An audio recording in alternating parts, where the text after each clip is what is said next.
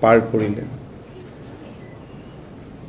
60টা দিন এনেকে পাৰ হৈছে যে কোভিড বিভিন্ন ধৰণৰ সমস্যা বানপানীৰ কাৰণে নিজকে প্ৰস্তুত কৰা এই ধৰণে আমি দিনকেইটা পাৰ কৰিছো আৰু কাৰ্যত এই 60টা দিনত আমাৰ মন্ত্ৰীসকলে যিমান জিলা ভ্ৰমণ কৰিছে ক'ব গ'লে পৰিসংখ্যাৰ ফালৰ পৰা সেইটো এটা ক'ব গ'লে দৃষ্টান্তমূলক ইমান ফ্ৰিকুৱেণ্টলি মন্ত্ৰীসকলে জিলা পৰ্যায়লৈকে কেতিয়াও ভ্ৰমণ কৰা নাছিলে আৰু অৱশ্যে অসমৰ পৰিৱেশটোৰ পৰিপ্ৰেক্ষিতত আমি সেই ধৰণে নিজক ৰাজহুৱা স্বাৰ্থত নিয়োজিত কৰিবৰ বাবে প্ৰয়োজনো হৈছিলে আৰু প্ৰয়োজনৰ তাগিদা অনুসৰি আমি কাম কৰিবলৈ চেষ্টাও কৰিছোঁ দুমাহ পূৰ্ণ হোৱা উপলক্ষে আজি আমাৰ ৰাজ্যিক কেবিনেটৰ এখন বিশেষ বৈঠক অনুষ্ঠিত হৈছিল সাধাৰণতে আপোনালোকে জানে যে ইউজুৱেলি আমি প্ৰতি বুধবাৰে কেবিনেট বৈঠক কৰোঁ কিন্তু আজি দুমাহ পূৰ্ণ হোৱা উপলক্ষে আমি এখন বিশেষ কেবিনেট বৈঠক কৰিছিলোঁ আৰু আজিৰ কেবিনেটত আমি দুটা অতি গুৰুত্বপূৰ্ণ সিদ্ধান্ত আমি লৈছোঁ যাৰ বিষয়ে আপোনালোকক মই সদৰি কৰিম প্ৰথম যেটোত বহুত এক্সপ্লেনেশ্যনৰ প্ৰয়োজন নাই সেইটো প্ৰথম কম আৰু দ্বিতীয়তে যেটো অলপ এক্সপ্লেনেশ্যনৰ প্ৰয়োজন আছে সেইটো দ্বিতীয়তে কম আজি আমাৰ কেবিনেটে অসমত এটা নতুন বিভাগ খুলিবলৈ সিদ্ধান্ত লৈছে সেইটো হৈছে department for indigenous faith and culture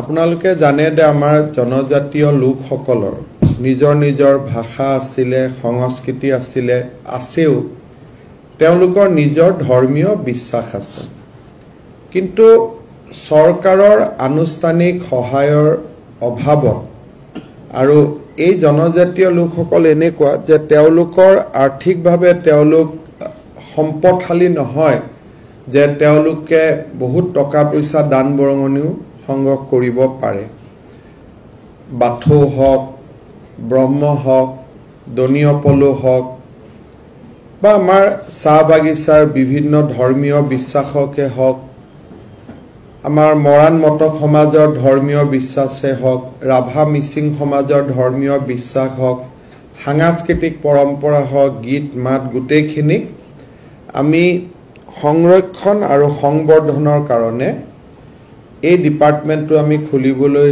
সিদ্ধান্ত লৈছোঁ যে department for indigenous faith and culture মই আমাৰ কেবিনেটে বিত্তমন্ত্ৰী ডাঙৰীয়াক অনুৰোধ কৰিছে যে ডিপাৰ্টমেণ্টটো যিহেতু নতুন আৰু এটা আমি মহান উদ্দেশ্যলৈ ডিপাৰ্টমেণ্টটোত আগবাঢ়িছোঁ তেখেতে যাতে আমাক ডিপাৰ্টমেণ্টৰ কাৰণে এটা সাবষ্টেনশিয়েল বাজেট এলোকেশ্যন কৰে কি কৰে কি নকৰে we have left it to her but আমি কেবিনেটে ৰিকুৱেষ্ট কৰিছোঁ যাতে এটা ভাল বাজেট এলোকেশ্যন এটা তেখেতে যাতে কৰে যাৰ পৰা আমি এই ডিপাৰ্টমেণ্টৰ উদ্দেশ্য আমি সফল কৰিব পাৰিম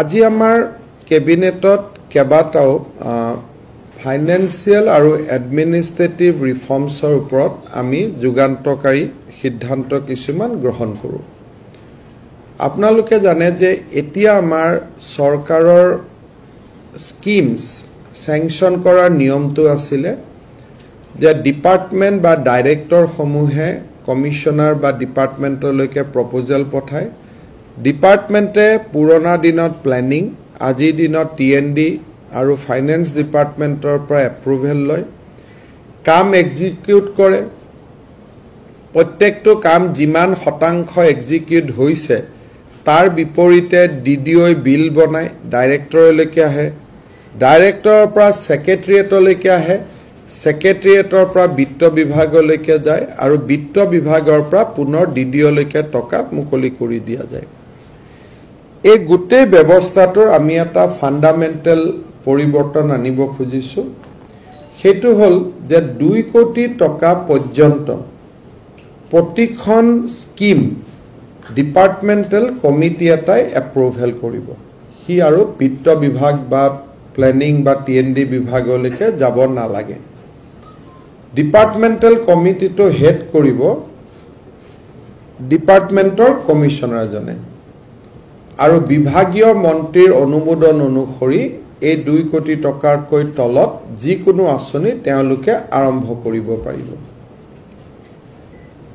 2 কোটিৰ পৰা 5 কোটিলৈ প্ৰতি শুক্ৰবাৰে এখন ষ্টেণ্ডিং ফাইনেন্স কমিটিৰ মিটিং বহিব য'ত মুখ্য সচিবে পৌৰোহিত্য কৰিব আৰু এই ষ্টেণ্ডিং ফাইনেন্স কমিটিৰ ৰিজলিউচনখিনিয়ে অনুমোদন হ'ব তাৰ পিছত আৰু বিত্ত বিভাগ বা প্লেনিং বিভাগলৈকে কোনো নথি যাব নালাগে আৰু এই বৈঠকখন প্ৰতি শুক্ৰবাৰে অনুষ্ঠিত হ'ব for project up to 2 to 5 crores for projects 5 crores to 100 crores বিত্ত মন্ত্ৰীৰ পৌৰোহিত্যত এখন স্পেচিয়েল ষ্টেণ্ডিং ফাইনেন্স কমিটি হ'ব য'ত বিভাগৰ কমিশনাৰ সকল মেম্বাৰ সেক্ৰেটাৰী হ'ব যদি ফ্লাড কন্ট্ৰোলৰ স্কিম হয় ফ্লাড কন্ট্ৰোলৰ কমিশনাৰজন এগ্ৰিকালচাৰৰ স্কিম হলে এগ্ৰিকালচাৰৰ কমিশনাৰজন তেওঁলোক মেম্বাৰ সেক্ৰেটাৰী হ'ব আৰু 5 কোটিৰ পৰা 100 কোটিৰ যিকোনো স্কিম এই স্পেচিয়েল ষ্টেণ্ডিং ফাইনেন্স কমিটিখনে এপ্ৰুভ কৰিব ফাইল কতো যাব নালাগে ডাইৰেক্টলি প্ৰতি বৃহস্পতিবাৰ এই কমিটিখনৰ মিটিং হ'ব ডাইৰেক্টলি মিটিংলৈকে এজেন্ডা আহিব মিটিংত এপ্ৰুভ কৰিব and that is the final approval আৰু কতো যাব ফাইল নালাগে কোনো এটা ষ্টেজতে ফাইল প্লেনিং বা ফাইনেন্স ডিপাৰ্টমেণ্টত যাব নালাগে যদি 100 কোটি টকাতকৈ ওপৰত প্ৰপ'জাল হয় ডিপাৰ্টমেণ্ট পুনে কেবিনেটত আহিব আন কোনো ডিপাৰ্টমেণ্টৰ ভিউ লোৱাৰ প্ৰয়োজন নাই যে এখন মোৰ এষ্টিমেট এখন মোৰ প্ৰজেক্ট মই কেবিনেটত অনুমোদন লৈছো 2 কোটিলৈকে ডিপাৰ্টমেণ্ট নিজে 2 কোটিৰ পৰা 5 কোটি চিফ সেক্ৰেটাৰী 5 কোটিৰ পৰা 100 কোটি বিত্ত মন্ত্ৰী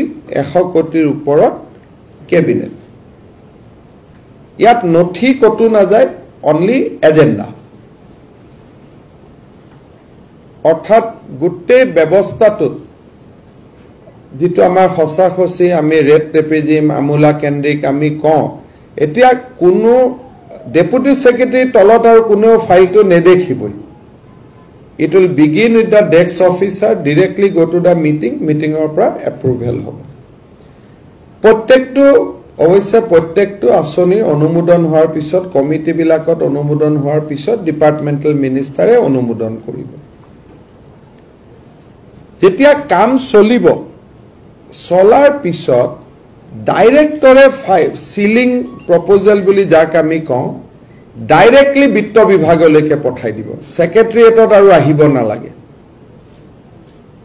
PWD চিফ ইঞ্জিনিয়াৰে ডাইৰেক্টলি সিলিং প্ৰপ'জালটো ফিন আসাম পৰ্টেলত লগাই দিব বিত্ত বিভাগে আৰ্থিক অৱস্থা অনুসৰি সিলিং দিব বিভাগত আৰু আহিব নালাগে অৰ্থাৎ শিক্ষা বিভাগৰ টেটৰ শিক্ষকৰ দৰমহা লাগে সৰ্বশিক্ষাৰ মিছন ডিৰেক্টৰে ডাইৰেক্টলি ফাইলটো লগাই দিব বিত্ত বিভাগত শিক্ষা বিভাগত আৰু ফাইলটো আহিব নালাগে তাৰ মানে প্ৰায় 12-10খন টেবুল একেলগে নোহোৱা হৈ গ'ল যদি PWD এ কিবা স্কিম কৰিছে চিফ ইঞ্জিনিয়াৰ অফিচৰ পৰা চিফ ইঞ্জিনিয়াৰে ফাইনান্সিয়েল স্যাংচন দিয়াৰ পাৱাৰ চিফ ইঞ্জিনিয়াৰ থাকিব based on the administrative approval chief ইঞ্জিনিয়াৰৰ পৰা ডাইৰেক্টলি ফাইলটো বিত্ত বিভাগত আহিব এটা PW ডিপাৰ্টমেন্ট বা মন্ত্ৰীয়ে দেখা নাপায় আৰু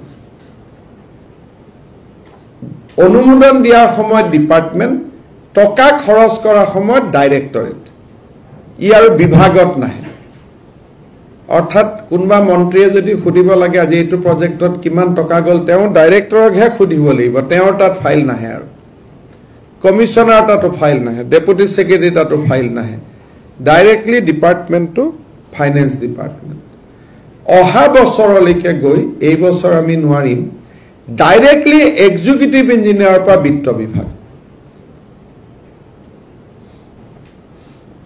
ডাইৰেক্টলি সুপাৰিনটেণ্ডেণ্ট ইঞ্জিনিয়াৰো নহয়, এক্সিকিউটিভ ইঞ্জিনিয়াৰৰ পৰা বিত্ত বিভাগ, chief engineer, superintendent engineer, additional chief engineer ক'তো ফাইল নাহে। এই বছৰ চিফ ইঞ্জিনিয়াৰৰ পৰা আমি বিত্ত বিভাগ কৰিছোঁ, নিজৰ বিভাগত নাহে আৰু শিক্ষা বিভাগ, ভেটেনাৰী বিভাগ, এগ্ৰিকালচাৰ ক'তো ফাইল নাহে। ডাইৰেক্টৰ এগ্ৰিকালচাৰে ডাইৰেক্টলি লগাই দিব ফাইনেন্স ডিপাৰ্টমেণ্ট, মাজত আৰু কৃষি বিভাগটো নাথাকে। ইয়াৰ ফলত প্ৰায় 24খনমান টেবুল কমি যাব, প্লাছ ডাইৰেক্টৰ উইল বি মোৰ ৰেছপনচিবল। এতিয়া ডিজিপি অফিচত কিবা পেট্ৰলৰ পইচা লাগে, কিবা বেৰেক বনাব লাগে, ডাইৰেক্ট ডিজিপিয়ে বিত্ত বিভাগলৈকে লিখিব, গৃহ বিভাগত আৰু ফাইল নাহে।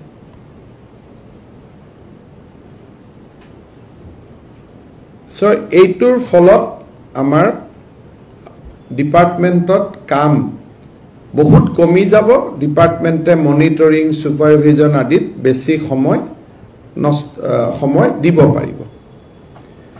আৰু ৰেগুলাৰ স্কিমবিলাক, বৃদ্ধ পেঞ্চন, বিধৱা পেঞ্চন, টেটৰ শিক্ষকৰ চাকৰি, দৰমহা, এইবিলাকতো কমিটিটো যাব নালাগে, এইবিলাক ডাইৰেক্টলি ডিপাৰ্টমেণ্টতে এপ্ৰুভেল হৈ যাব। ইভেন চিফ ছেক্ৰেটাৰী বৃদ্ধ পেঞ্চন বছৰি 300 কোটি লাগে, গতিকে 100 কোটিৰ ওপৰৰ স্কিম যিহেতু কেবিনেটত যাব লাগে, কিন্তু এইটো যিহেতু ৰেগুলাৰ এণ্ড এষ্টাব্লিছ স্কিম, সেইটো আৰু ক'তো যাব নালাগে। মন্ত্ৰীয়ে এপ্ৰুভেল দিব, directly director of social welfare বিত্ত বিভাগৰ পৰা টকাটো ল'ব, ডাইৰেক্টলি খৰচ কৰি দিব। ই আৰু ছেক্ৰেটেৰিয়েটত মুখ দেখিব নালাগে। এক প্ৰকাৰ বিত্ত বিভাগৰ কণ্ট্ৰল ব্ৰাঞ্চৰ আৰু ছেক্ৰেটেৰিয়েটৰ টেবুলবিলাক সম্পূৰ্ণ খালী হৈ গ'ল। বাট অনলি থিং যে চিফ ছেক্ৰেটাৰী আৰু বিত্ত মন্ত্ৰীয়ে অভাৰ দ্য পিৰিয়ড কাম কৰিব লাগিব। প্ৰতি বৃহস্পতিবাৰে বিত্ত মন্ত্ৰীয়ে ক'তো তোৰ ল'ব নোৱাৰে, শুক্ৰবাৰে চিফ ছেক্ৰেটাৰী ক'তো ওলাই যাব নোৱাৰে, because it is standing committee, এখন শ্লিপিং কমিটি নহয়, it is a standing committee. সদায় জীয়াই থাকিবই লাগিব এইখন কমিটি। This committee cannot sleep, it is a standing committee. Finally যাতে প্ৰজেক্টবোৰ ফিউচাৰিষ্টিক হয়, এইবাৰ যদি বাজেটত 100 কোটি থাকে, তেওঁলোকক আমি 200 কোটি চেংচন দিব পাৰ্মিশ্যন দিছোঁ, যাতে অহা বছৰৰ প্লেনিংটো এবছৰ আগত হৈ যায়।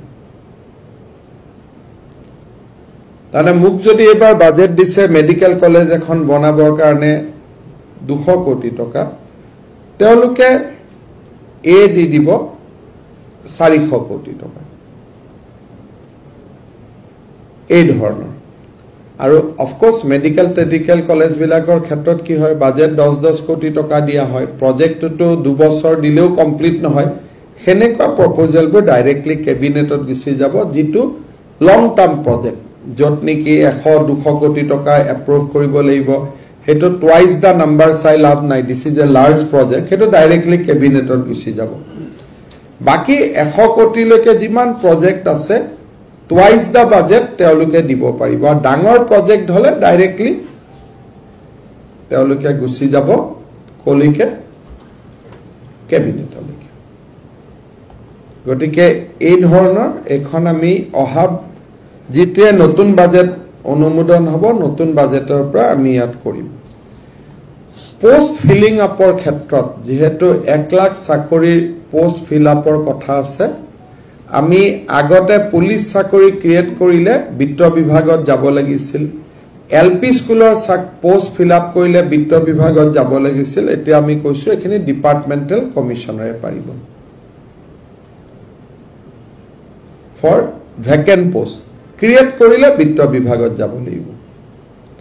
আৰু দৰমহাৰ কাৰণেও আগতে যি SIU ক্লিয়াৰেন্স লাগিছিল, বহুত মানুহে সময়ত দৰমহা নাপায়, বহুত দিন লাগে, that clearance will also be now given by the department. Finance SIU departmentত এইটো নাযায়, তেওঁলোকে নিজে ক্লিয়াৰ কৰিব পাৰিব। এইখিনি হ'ল আমাৰ আজি কেবিনেটত। It's a very big reform. ছেক্ৰেটেৰিয়েটখনত বহুত কাম আমাৰ কমি যাব, আৰু আমি মনিটৰিং, ছুপাৰভাইজিং, এই কামবিলাকত আমি সময় খৰচ কৰিব পাৰিম। মই ভাবো যে অহা 5 বছৰত আমি কাম কৰাৰ কাৰণে আমাৰ যেটো ব্যৱস্থাই কেতিয়াবা হাত বান্ধি দিয়ে কাম কৰিব নোৱাৰি আজি we are completely bringing a huge administrative reforms যাৰ পৰা আৰু আমাৰ এই project বনোৱা implement কৰাত আমাৰ অসুবিধা নহয় if we have money then we will be able to do something পইচা নহলে তো একো কৰিব নোৱাৰি এটো তো আৰু উপায় নাই পইচা থাকিলে আমি সব কৰিব পাৰিম অহা এমাহৰ ভিতৰত আমি ডেস্ক অফিচাৰৰো কেবিনেটত আমি এপ্ৰুভ কৰিম আমি স্কিম বনাই আছো যে proposal will start from deputy secretary dealing assistant বা সুপাৰিনটেন্ডেন্ট সকলৰ কাম হ'ব ফাইলটো বনাই ডেপুটি সেক্ৰেটাৰীক দি দিয়া ফাৰ্স্ট নোটটো লিখিব deputy secretary no dealing assistant and superintendent will write anything in the file beginning a hobo from the deputy secretary which is known as a desk officer in central government kintu file to banai dibo dealing assistant banai mili banai dile kintu shuru hobo from the deputy secretary jate tolat pori na thake bole aji mur omukjon dealing assistant aha nai file to bisari pa nai to nohoy deputy secretary notun koi file eta banai he can finish it beginning note to a deputy secretary hobo কিছুমান ক্ষেত্ৰটো beginning note to a commissioner hobo যেনেকে SP transfer engineer transfer chief engineer transfer the beginning note to a commissioner hobo ending note to minister hobo তাত আৰু তলৰ কাৰো note না থাকে গতিকে desk officer will be dynamic the below একদম desk officer rank পাব পৰা last মানুহজন হল under secretary highest মানুহজন হ'ব even chief secretary বহুত file chief secretary direct CM ক দিব CM approve কৰিব আৰু কোনো কটো তলত ফাইলটো কটো না যায় that is called desk officer system হেতু আমি আৰম্ভ কৰিম but it will take some time another 1 month লাগিব কাৰণ ইয়াৰ কাৰণে ট্ৰেইনিং প্ৰগ্ৰাম অলপ কৰিব লাগিব কিবা যদি আপোনালোকে খুদিব কৈছে আজি আমাৰ এই ৰিফৰ্ম খিনি কেবিনেটে অনুমোদন দিলে নতুন ডিপাৰ্টমেন্ট খোলাটো কেবিনেটে অনুমোদন দিলে বাকি যদি আপোনালোকে কিবা প্ৰশ্ন আছে খুদিব পাৰে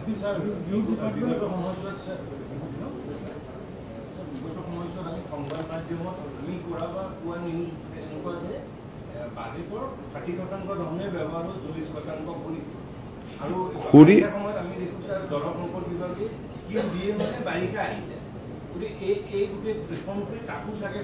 এতিয়া নিয়ম হ'ব যে জল সম্পদ বিভাগে বৃহস্পতিবাৰ আৰু শুক্ৰবাৰটো ব্যৱহাৰ কৰিলে হ'ল তেওঁলোকৰ যেটো ফাইল কটো এটা বজি না থাকে খেদনাখনৰ ফাইল খেদনাখনে শেষ হ'ব কিবা যদি ভুল লেখে চিফ সেক্ৰেটাৰী লগে লগে কৈ দিব যে ইয়াত আপোনাৰ শিলৰ দাম বেছি লিখিছে কাঠৰ দাম বেছি লিখিছে ঠিক কৰি লৈ আহক নেক্সট বৃহস্পতিবাৰে এটো ঠিক হৈ যাব but now no deputy secretary will decide it will be decided by either chief secretary or finance minister tane eta highest level tolor levelot aru query hoi na thake gotike etu eta dangor reform hoi gol gotike scheme bila khonkale hoi jabo number 2 amar toka kotu ঘুৰি না যায় অসম সৰকাৰৰ টকা অসম সৰকাৰৰ লগতে থাকে এইবাৰ খৰচ কৰিব নোৱাৰিলে অহাবাৰ বাজেটখন ডাঙৰ হৈ যায় গতিকে টকা ঘুৰি যোৱা হেতু এটা ৰূপ কথা টাইপ এটা কৰু টকা কটু ঘুৰি না যায়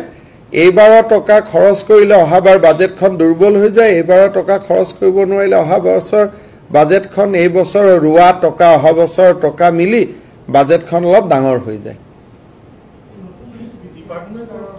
হা বিকাশ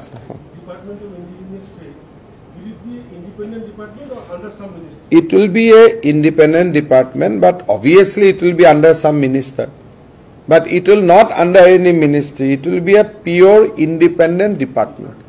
It will be not under Department of Culture or Department of WPTBC. It will be a independent department.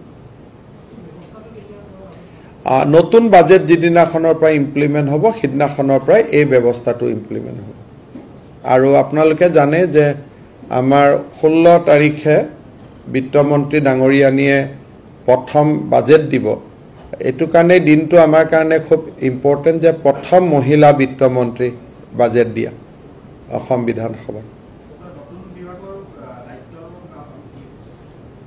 এই কলো না যে tribal culture, tribal faith, tribal সংস্কৃতি এইখিনিক চকু দিয়া, তাক পৃষ্ঠপোষকতা কৰা। তেওঁলোকে ৰাস্তা ঘাট নবনায়, এতিয়া ধৰক WPTBC ডিপাৰ্টমেণ্টে ৰাস্তা ঘাটো বনায়, স্কুলো বনায়, এওঁলোকে সেইবিলাক নকৰে। This department will be only for faith and culture. In the budget session, apart from the budget, what are the other prominent bills which we can expect that the government plans to table? There are a lot of bills basically from the finance department on reform side, like allowing e-filing, e-salans, etc. And apart from that, we are going to pilot that cow protection bill. Well, Uttar Pradesh government has brought the first draft of the population control bill, which debars people from benefits who are having more than 2 child, and in fact giving benefits to those who are having 2 child or even 1 child. In fact, incentive sterilization, voluntary sterilization option, and also benefiting in the private sector, not in the government sector. So what we have to say on, because we are also mandated in the same. Our bill is already approved. We have not done through this is legislative route. We have piloted a bill in the assembly, or resolution in the assembly. Assembly has approved our resolution long back. But unlike many other state government, we are distributing scheme in 3 ways. One is the basic scheme, which will be availed by everybody, irrespective of number of children, like Pradhan Mantri Awas Yojana. It will be for all. But maybe MFI loan exemption up to 4 child. Maybe my কোৱা নাই যে হেতু হ'ব, এটু ক্ষেত্ৰত নহয়, normal. ধৰক কৈছো যে it is A scholarship to education, তাত কোনো চাইল্ডৰ কথা নাই, যোনে চাইল্ড আছে। But if we start a housing scheme, we may say it is up to 2 child. So we will have some basic scheme which will be open to all, and we will have some scheme which will be open only to 2 child. And regarding voluntary sterilization and all these things, you can expect some very big announcement in our budget on towards population control. And we have also already our service rule is passed that children up to 2 children 19 years of age, all these things already there. I will take another press conference because we are going to notify that in a month or so. Ours is already in place, but UP is trying to do it through an act. We have done that through resolution in assembly.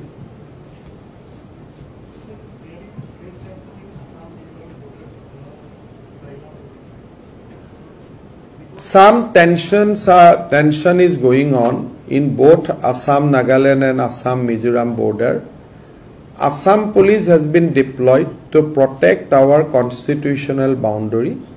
But at the same time, Assam being the largest state, or basically in a way we are gateway to Northeast, we are always open for mutual discussion and resolution of our dispute.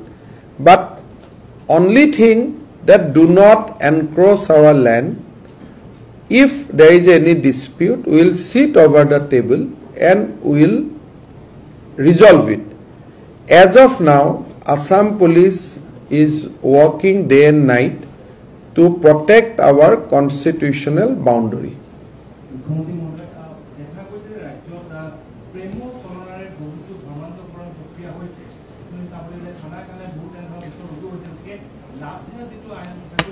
আমাৰ ভাৰতীয় জনতা পাৰ্টিৰ election মেনিফেষ্টোত এই বিষয়ে উল্লেখ আছে।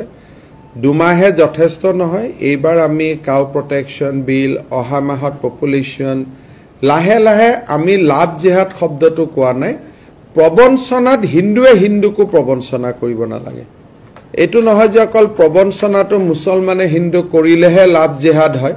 মোৰ মতে হিন্দু ছোৱালীকো বিয়া কৰিবৰ কাৰণে হিন্দু লৰাইও যদি প্ৰবঞ্চনা কৰে, that is also a jihad. শব্দটো যি নক, সেইকাৰণে মই জেহাদ আদি শব্দক মই বিশ্বাস নকৰো, কিন্তু প্ৰবঞ্চনাৰ বিৰুদ্ধে আমি কাম কৰিম। আইন আহিব, কিন্তু আইনখন এনেকুৱা নহয় যে অকল এখন মুছলমানৰ বিৰুদ্ধে হ'ব। হিন্দু ল'ৰাই যদি চিটিং কৰি হিন্দু ছোৱালীকো বিয়া কৰায় সেইটোৰ ওপৰতো যাব। কাৰণ মোৰ ছোৱালী মোৰ ভণ্টি ধৰ্ম নহয়, কোনো শোষিত হ'ব নালাগে।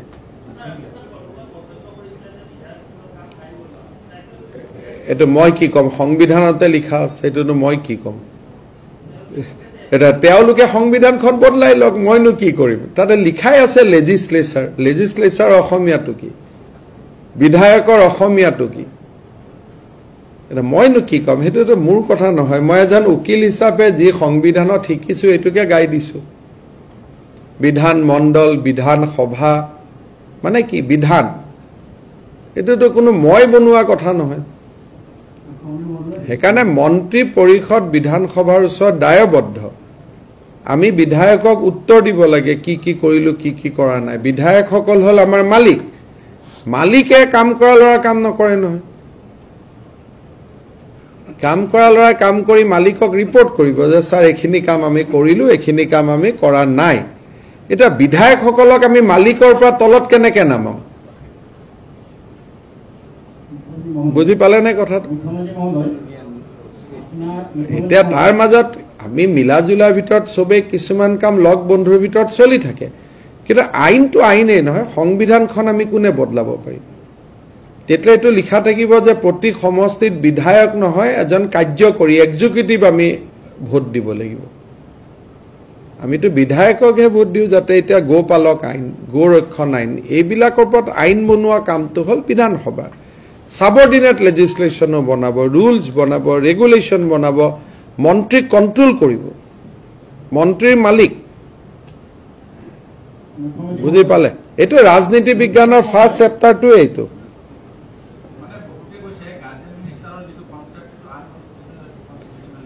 সেইটো কেনেকে আনকনষ্টিটিউচনেল হয়? কংগ্ৰেছৰ চৰকাৰ আজিৰ দিনত মহাৰাষ্ট্ৰত চলি আছে।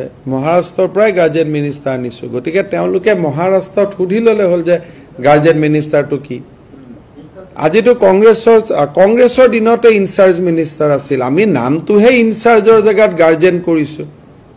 এইটোতো ইনচাৰ্জ মিনিষ্টাৰ দিয়া নিয়মটোতো হিতেশ্বৰ শইকীয়া চৰকাৰৰ পৰাই অসমত চলি আছে।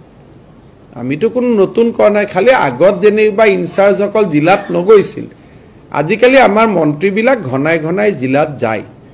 এটা মন্ত্ৰী জিলাত যাব নোৱাৰে বুলি আৰু কোনো 144 ধাৰা নাই, আছে নি?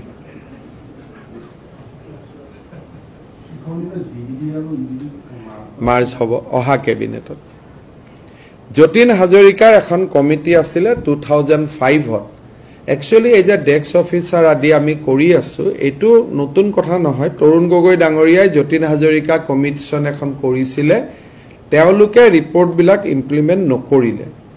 যতীন হাজৰিকাই কৈছিলে যে পাব্লিক গ্ৰিভেন্স ডিপাৰ্টমেণ্টটো এডমিনিষ্ট্ৰেটিভ ৰিফৰ্মছ ডিপাৰ্টমেণ্টৰ লগত থাকিব লাগে। যোৱাবাৰ আমি সেইটো কৰি দিলোঁ। যতীন হাজৰিকা ডাঙৰীয়াই কৈছিল GDD UDD মাৰ্জ হ'ব লাগে, অহাবাৰ আমি কৰিম। গতিকে আমি 1 by 1 যতীন হাজৰিকা কমিটিয়ে কৈছিল ডেস্ক অফিচাৰ আৰম্ভ হ'ব লাগে। আমি এটা এটাকৈ যতীন হাজৰিকা ডাঙৰীয়াৰ কমিটিখন কৰি আছো। শিক্ষা বিভাগত এতিয়া ফাইল নাথাকিব, সব কম্পিউটাৰত হ'ব, অফিচ। সেইবিলাক যতীন হাজৰিকা ডাঙৰীয়াই কোৱা নাছিল, কাৰণ 2005ত তেতিয়া এনেকুৱা টেকনলজি ডেভেলপ হোৱা নাছিল। কিন্তু এতিয়া লাহে লাহে যেনেকে বিত্ত বিভাগত 50% ফাইল নাই, সব কম্পিউটাৰত হয়। এতিয়া এডুকেশ্যন ডিপাৰ্টমেণ্টে অলমষ্ট নিজক তৈয়াৰী কৰি লৈছে যে এডুকেশ্যন ডিপাৰ্টমেণ্টত ফাইল নহ'ব, সব অফিচ, তাৰমানে কম্পিউটাৰত হ'ব। ইন 5 years টাইম আমি ছেক্ৰেটেৰিয়েটত ফাইলটো নোহোৱা কৰি দিম, সব অফিচত লৈ আহিম। খালি মই খুব এম্বিচিয়াছ হোৱা নাই যে অহা বছৰে কৰি দিম। We are taking step slowly but very firmly. যিটো কৰিছো এইটোৰ পৰা আৰু বেক ট্ৰেক কৰা নাই।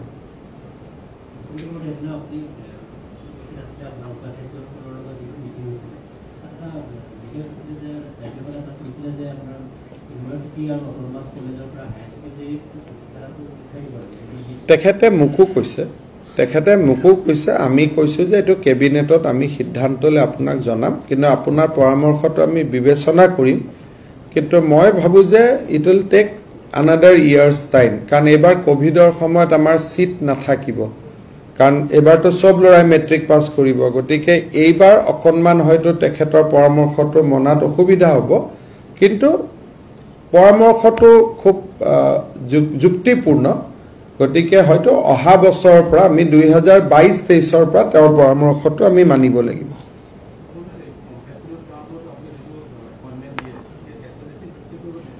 15 আগষ্টৰ ভিতৰত গোটেই পেন্ডিং কম্পেনসেশন এপইন্টমেন্ট আমি দি দিম কাৰণ 2017 চনৰ 1 এপ্ৰিললৈকেহে কম্পেনসেশনত এপইন্টমেন্ট প্ৰযোজ্য এডুকেশন ডিপাৰ্টমেন্টক বাদ দি আৰু কোনো ডিপাৰ্টমেন্টকে পুৰণা দুই এটা কেছ বাদ দি জমা নাই গতিকে সেইখিনি ডাইৰেক্ট মিনিষ্টাৰে দি দিব বুলি মই কৈ দিছো যে এছএলএসি নালাগে আৰু কাৰণ কেইটামান কেছে বাকি আছে 15 আগষ্টৰ ভিতৰত এডুকেশনে এপইন্টমেন্টখিনি দি দিব পাৰিলে অসমত আৰু অনুকম্পামূলক নিযুক্তিটো 90% নোহোৱা হৈ যাব 10% একা দুকা কেছ থাকিব এখিনি আমি চাই দিম কাৰণ 17 চনৰ পিছত কোনোবা মৃত্যু হলে পৰিয়ালটোৱে কৰ্মচাৰীজনৰ পূৰ্ণ দৰমহা পাই থাকে কম্পেনসেশনত এপইন্টমেন্টৰ নিয়ম আৰু এতিয়া নাই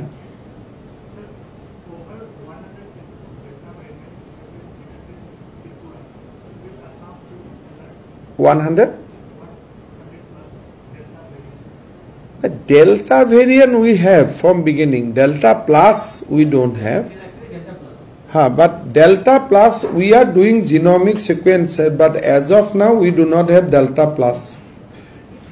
But Honorable PM is taking a meeting on vaccination status of northeastern state on Tuesday at 11 o'clock.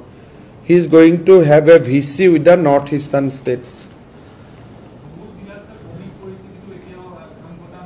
7খন জিলা উদ্বেগৰ কাৰণ হৈ আছে ডিব্ৰুগড় যোৰহাট গোৱালপাৰা শোণিতপুৰ তেজপুৰ লখিমপুৰ কিছু পৰিমাণে নগাঁও মৰিগাঁও আৰু গোলাঘাট বিশ্বনাথ শোণিতপুৰ মই কলোৱে গতিকে এই 7খন জিলাত অলপ উদ্বেগৰ কাৰণ হৈ আছে কিন্তু বাকি জিলাসমূহত আমি অহা বুধবাৰৰ পৰা 4 বজালৈকে আমি সকলো খুলি দিম এই 7খন জিলাত কিছুমান কথা নজৰত আছে এই 7খন জিলাত অলপ ষ্ট্ৰিক হ'ব লাগিব বাকি জিলাসমূহত আমি 4 বজালৈকে 3 বজালৈকে দোকান খুলিব 4টাত কাৰফিউ হ'ব গতিকে এইটো আমি অহা বুধবাৰৰ পৰা বাকি সকলো জিলাত কৰিম কিন্তু যত 100ৰ ওপৰত কেছ আছে তাতে নকৰো মেট্ৰোত আছে ঠিক আছে মেট্ৰো ডাঙৰ সিটি কাৰণে মেট্ৰোত আমি স্ট্যাটাসটো 250 ৰাখিছো 250 ৰ ওপৰত গলে চাব লাগিব কিন্তু কামৰূপ যেহেতু ডাঙৰ সিটি ইকোনমিটো ইয়াত বহুত ডিপেন্ড কৰে গতিকে 250 লৈকে আমি ৰাখিছো আৰু কামৰূপ মেট্ৰো বুলি যিবিলাক কেছ আমি ৰিপৰ্ট কৰো সব কামৰূপ মেট্ৰোৰ কেছ নহয় নলবাৰী বৰপেটাৰ পৰা যি মেডিকেলত আহে মেডিকেলতো চিনাক্ত হয় নাৰ্সিং হোমতো চিনাক্ত হয় গতিকে মেট্ৰোৰ নিজৰ কেছ যোৱা কালিও 170 হৈ আছে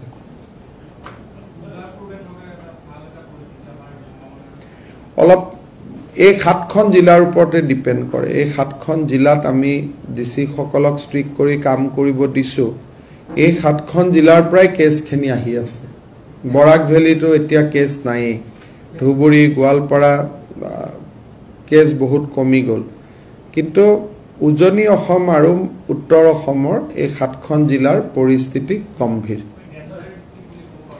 তেনেকা শব্দ প্ৰয়োগ নকৰিলেও আমি মানে এই কেইখন ডিস্ট্ৰিক্ট যে আমাৰ এটা চিন্তাৰ বিষয় হৈ আছে হেতু ক'ব পাৰে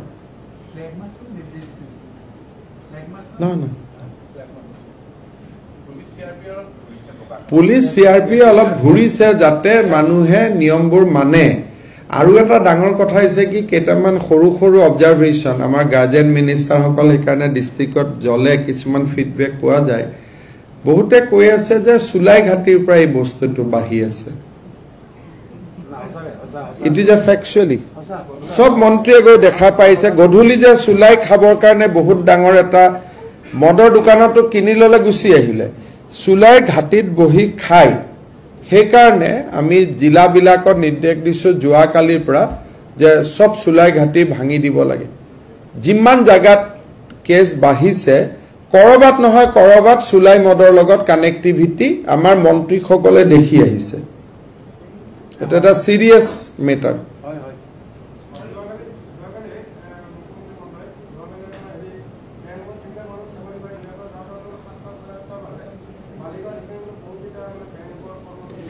অলপ হক দিয়ক যদি একদম পাতলা পাই যায় কোভিডে ধৰিব গতিকে অকনমান পুলিচে অলপ যে টাইট আছে পজিশনত আছে সেইটো গম পাই থাকিলেহে কোভিড নিয়ন্ত্ৰণ হৈ থাকিব যদি সেইবিলাক আমি ৰিপৰ্টিং কৰো দুমাহত আৰু কোভিড বাঢ়ি আহিব গতিকে কাৰো ওপৰত বেয়া কথা ক'ব নালাগে বেয়া ভাবিব নালাগে কাকো বেয়া কথা ক'ব নালাগে কিন্তু পুলিচে বুজোৱা যিটো নিয়ম সেইটো চলি থাকিব লাগে নহলে অসুবিধা হৈ যাব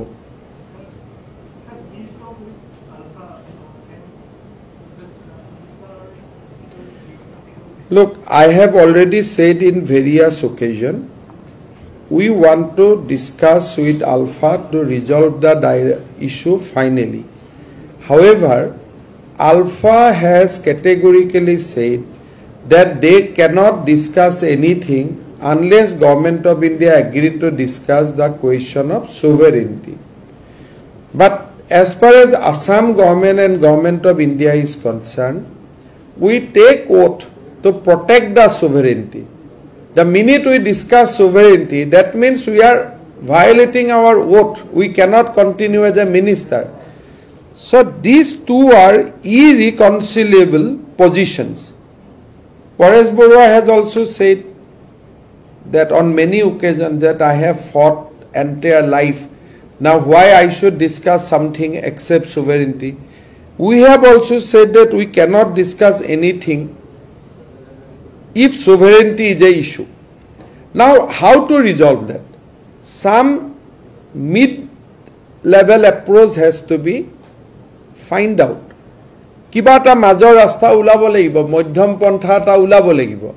He modhyam pantha tu ulabor karone kisu byaktiye sarkar aru alpha duita সংগঠনৰ লগতে বা ৰাষ্ট্ৰ বা আমাৰ ষ্টেট আৰু আলফা তেওঁলোকৰ লগত অনানুষ্ঠানিক সম্পৰ্ক চলাই আহিছে যেতিয়া কিবা এটা এই ধৰণৰ মধ্যম পন্থা আহে তেতিয়া আলোচনা আৰম্ভ হ'ব কিন্তু আজিৰ মুহূৰ্তলৈকে মধ্যম পন্থাটো আবিষ্কাৰ হোৱা নাই কিন্তু মই এইটো আশাবাদী যে মধ্যম পন্থাটো নুলালেও আমাৰ মাজৰ মানুহবিলাকে কথা পাতি আছে Paresh Barua ডাঙৰীয়াৰ চিন্তাধাৰা ইতিবাচক সৰকাৰৰ চিন্তাধাৰাও ইতিবাচক Now only issue is how to create a road map so hopefully আমি কেতিয়াবালৈকে ভাল খবৰ পাম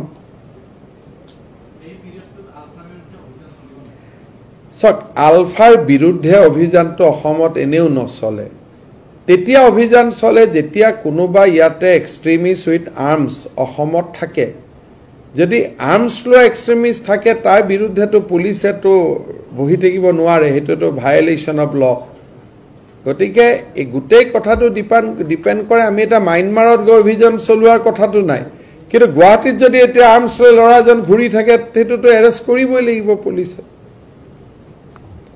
কাৰণে কোনো অভিযানৰ শব্দটো নাই যে একদম বন্দুক বাৰুদ লৈ আমি জংগলত সোমাই যাম তেনেকুৱা কথা নাই But at the same time, you cannot allow a militant to roam around within the state of Assam. That is the law, and we have to protect the law. Even peace talk holeo kono arms loi ghuribo nware.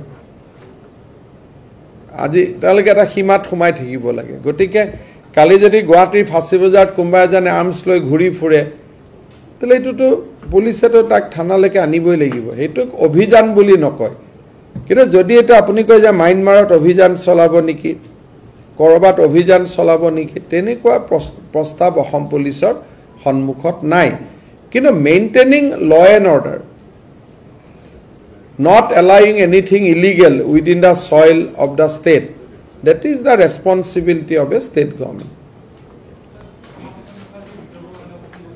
এটনো কি বিতৰ্ক আছে ভাই নবকান্ত বৰুৱাৰ কাগজ পঢ়িলে হল বিৰিঞ্চি বৰুৱাৰ কাগজ পঢ়িলে হল বিতৰ্কটো হল যে মাউছেটুং আৰু লেলিনে অসমীয়া ভাষাৰ কাৰণে কি কৰিছিল শ্যামা প্ৰসাদ মুখাৰ্জীয়ে কি কৰিছিল হেতুটো নবকান্ত বৰুৱাই লিখি গৈছে বিৰিঞ্চি বৰুৱাই লিখি গৈছে পুষ্পলতা দাসে লিখি থৈ গৈছে কাগজৰটো অভাৱ নাই এটা প্ৰশ্নটো হ'ল যে লেনিন আৰু মাও চেতুঙে অসমীয়া ভাষাৰ কাৰণে কি কৰিছে এইটোহে আমি জানিব লাগে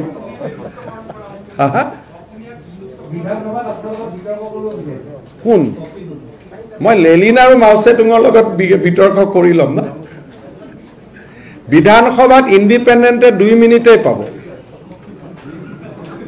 এইবিলাক নচলিব দেই চিধা কথা কংগ্ৰেছে 1 ঘণ্টা বিজেপিয়ে 2 ঘণ্টা ইণ্ডিপেণ্ডেণ্ট 3 মিনিট তাৰ ভিতৰত যি কয় ক'ব বাজেটতো অংশগ্ৰহণ কৰিব সবতে কৰিব আমিতো ডেমক্ৰেসিক বাধা নিদিও কিন্তু ডেমক্ৰেসি ক্যানট বি হাইজেক